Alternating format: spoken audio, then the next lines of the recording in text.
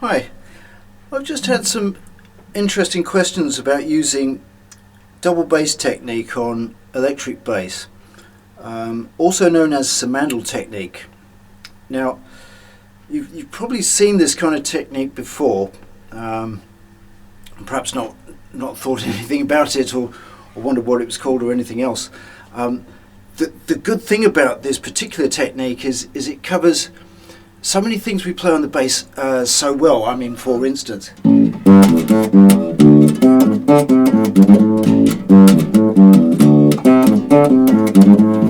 etc. Now, all that was covered between fingers 1 and 4, with finger 2 in the middle covering that semitone, and that is the idea of double bass technique.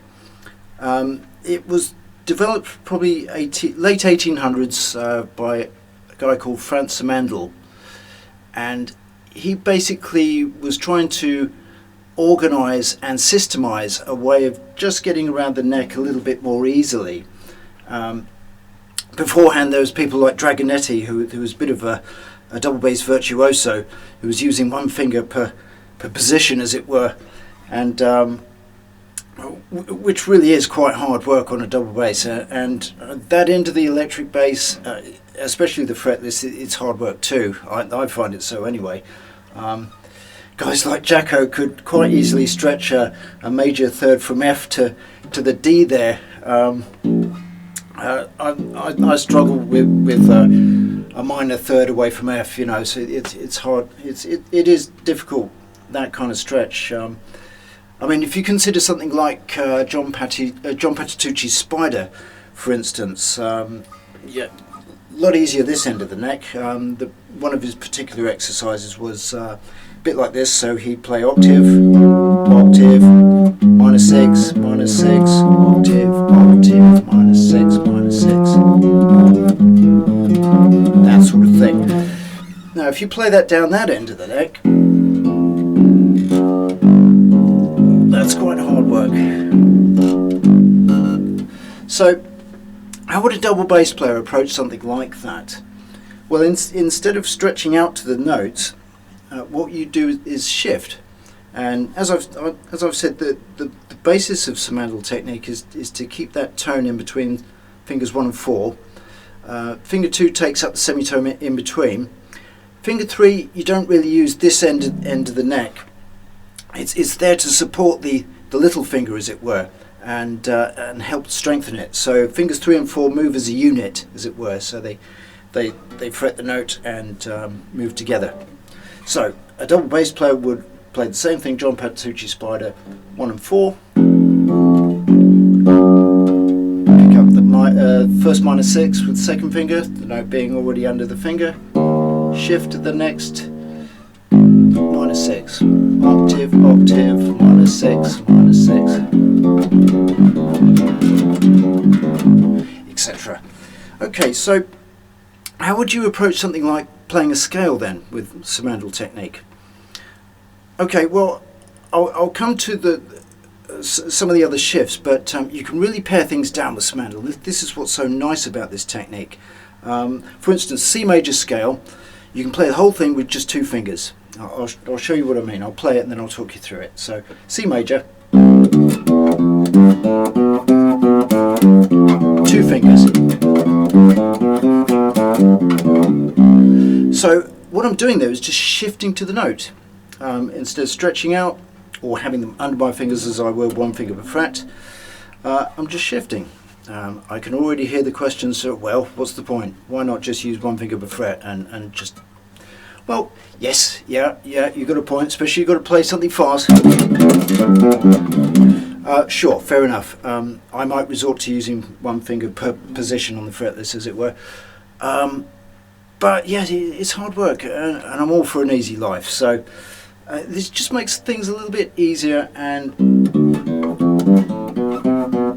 staying in tune is a little bit easier on the fretless as well. So, and of course, one advantage of using 1 and 4 like that is you can slide in and out of notes quite nicely. So here we go, same again. I'll play the major scale, but a bit more sliding in and out of notes.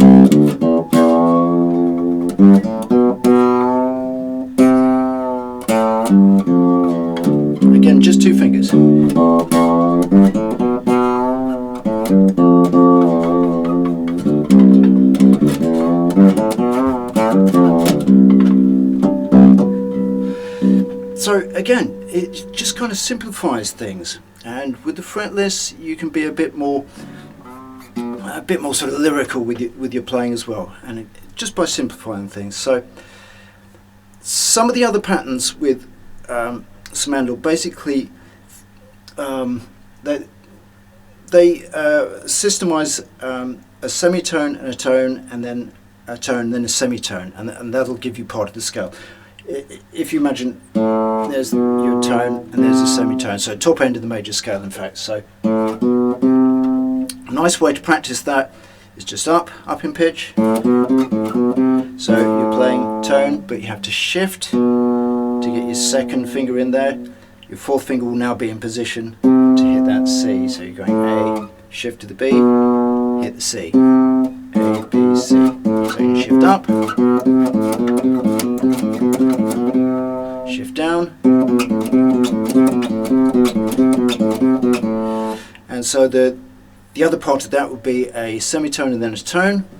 And again, you're going to have some choices here. So 1, 2, 4.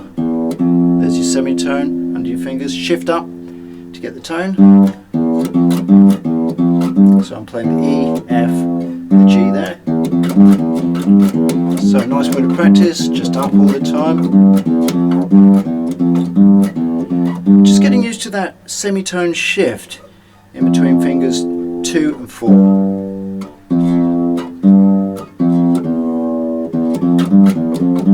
Up, down. So the whole scale again, this time with full Simandl as it were.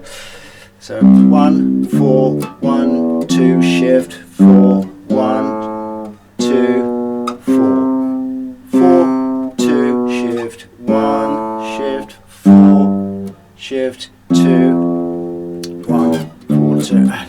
I can hear it already. All this shifting about, really? Do we need that? It does become subconscious. After a while, it just happens naturally. And for walking bass, it's just great. It really does work.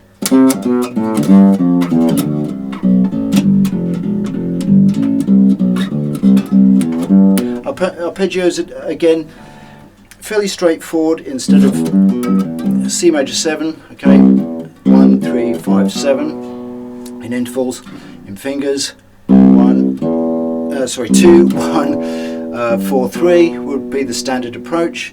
With Simandl, you're going to go 2, 1, 4, 2. So the 2 is substituting the 3, and remember the 3 kind of is glued or sellotaped to the fourth finger all the time. So it's a bit like a Vulcan salute gone badly pronounced.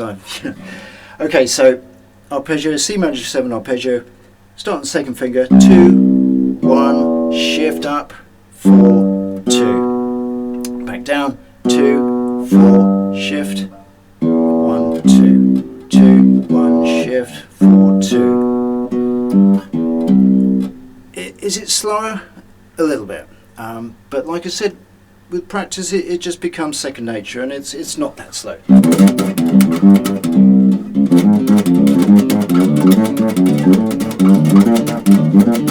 So you just get used to it. It's one of those things. But again, you can incorporate slides with the fretless, which is really nice.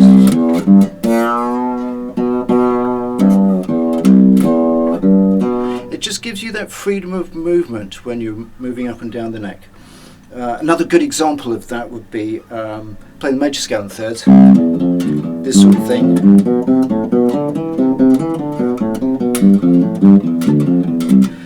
Okay, pretty easy in one finger per fret, or one finger position on the fretless as it were. So you've got to do a bit more shifting, but again this makes things interesting. So I'm going to play the same thing but shifting Simandl style up the neck. Then I'll talk you through it.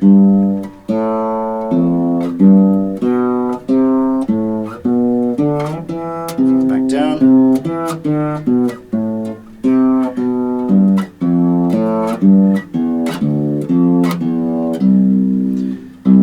So again I'll start 2, 1, shift up, 1, 4, shift, sorry, 1, 4, 2 1, 1 2 rather, sorry, 4 2, shift up, 1 4, shift up, 4 1, 2 4, 4 2, 1 4, 4 1, 2 4, 2 1, 4 1, 4 1, 1 2.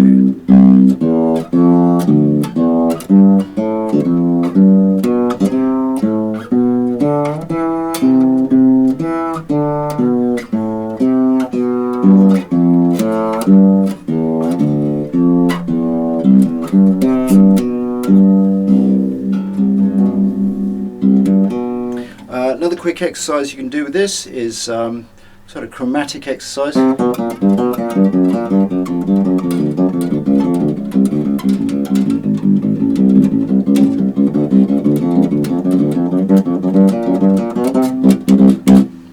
Again, you see it's all position, not a lot of shifting. Chromatic scales, same thing.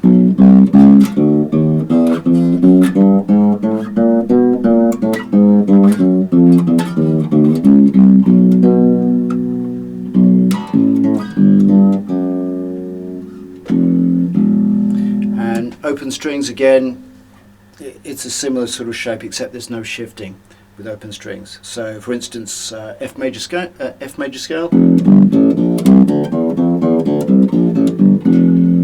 if you one finger per position or fret, that'd be a little bit more tricky. I find that really uncomfortable. Simandl just relaxes things a little bit. There's that second finger and the fourth, taking up the semitone in between. And arpeggios. Open, 4, 2.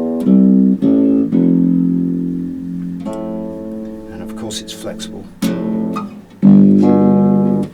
So, hope you find it interesting. It's just another approach. See if you can spot any, should we say, better known bass players using similar techniques. I think you'll find quite a few people employing that kind of shape, as it were. It's out there, and it certainly makes life a lot easier on the fretless. So enjoy, have fun with it, and keep playing. Thanks.